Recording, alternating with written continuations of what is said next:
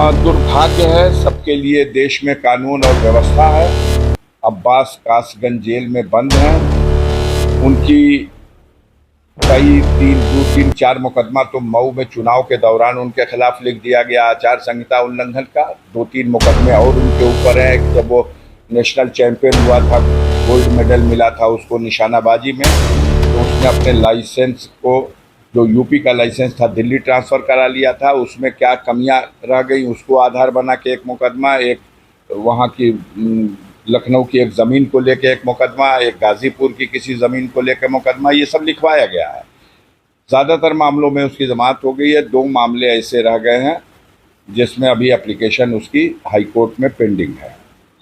इसमें उसको शामिल कराने के लिए सीधा सा है कि पेरोल का नियम है कि पुलिस कस्टडी में किसी के परिजन की अगर इस तरह से मौत होती है तो उसके दाह संस्कार या मिट्टी में शामिल होने के लिए किसी को दिया जा सकता है। इस आधार पर हाईकोर्ट में दरखास्त दी गई, लेकिन अफसोस ये रहा कि जिस कोर्ट में ये दरखास्त पड़ी और जहाँ सुनवाई होनी थी, चूँकि वो एमएलए हैं इसलिए एमपी एमएलए कोर्ट में ही सुनवाई हो सकती है, तो वो कोर्ट उस दिन बैठी ही नहीं। सुबह में बताया गया कि लंच में बैठेंगे, लंच में बताया गया कि आज जज साहब बैठेंगे ही नहीं। तो जब बैठेंगे नहीं तो डिसाइड नहीं हुआ, और जब डिसाइड नहीं होगा, आदेश नहीं होगा, तो जेल से निकल के आएंगे कैसे?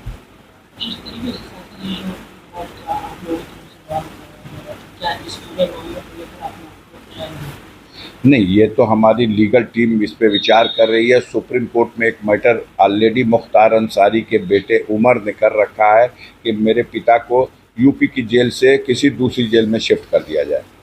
और पहले भी सुप्रीम कोर्ट ने जब पंजाब की रोपड़ जेल से भेजा था मुख्तार को यूपी की जेल में, तो उस वक्त ये डायरेक्शन दिया था कि इसके स्वास्थ्य संबंधी इलाज पर गंभीरतापूर्वक जेल सुपरिटेंडेंट को जिम्मेदारी निभानी है और आवश्यकता पड़े तो कहीं भी भेज के इलाज कराना है। तो वो इस जेल स्टैंड कर रहा सुप्रीम कोर्ट का आर्डर। नया आर्डर जब ये हुआ तो इन्होंने स्टेट को नोटिस की, सुप्रीम कोर्ट ने। स्टेट ने बेअर्फी दी कि मुख्तार की यूपी के जेल में बहुत ही अच्छी सुरक्षा की व्यवस्था है। क्या क्या व्यवस्था है पूरा विवरण लिख करके दिया। माननीय सर्वोच्च न्यायालय ने उनको डायरेक्शन दिया कि ये जो व्यवस्था है इसकी फिर से समीक्षा किया जाए, और आवश्यकता किसी और चीज़ की है तो इसमें और वो सुरक्षा बढ़ाई जाए, और इस दरमियान में उनके स्वास्थ्य संबंधी सुविधाओं पर भी विशेष दृष्टि रखी जाए। उसके बाद ये हुआ है। 8 घंटे और 10 घंटे में व्यक्ति आता है, आईसीयू में भर्ती होता है, आईसीयू से वापस जेल में जाता है, जब वो व्यक्ति चलने फिरने की भी स्थिति में नहीं है। तो ये पूरा वेल प्लान्ड है और पूरी तरह से मिल करके इस तरह से ऐसा किया गया। बैठा लोते तो हमारा ये डिस्टर्ब ना होता। बैठ जाइए, हम बात कर लेंगे आपसे। इनको कहिए बंद करा दें। सर, तमाम नेता सांत्वना देने पहुंचे थे। आज स्वामी प्रसाद मौर्य स्वाभाविक है। स्वामी प्रसाद मौर्य उत्तर प्रदेश विधानसभा के सदस्य रहे हैं, उत्तर प्रदेश विधानसभा में मंत्री रहे हैं। मुख्तार अंसारी उत्तर प्रदेश विधानसभा में 1996 से लेके 2022 तक विधायक रहे हैं। 25 सालों तक वो लाखों जनता का प्रतिनिधित्व करते रहे हैं। तो उनके एक सदन के सदस्य इतनी लंबी अवधि तक, बहुत दिनों तक उसी पार्टी में जिसमें स्वामी प्रसाद मौर्य थे उसी में मुख्तार अंसारी भी रहे हैं।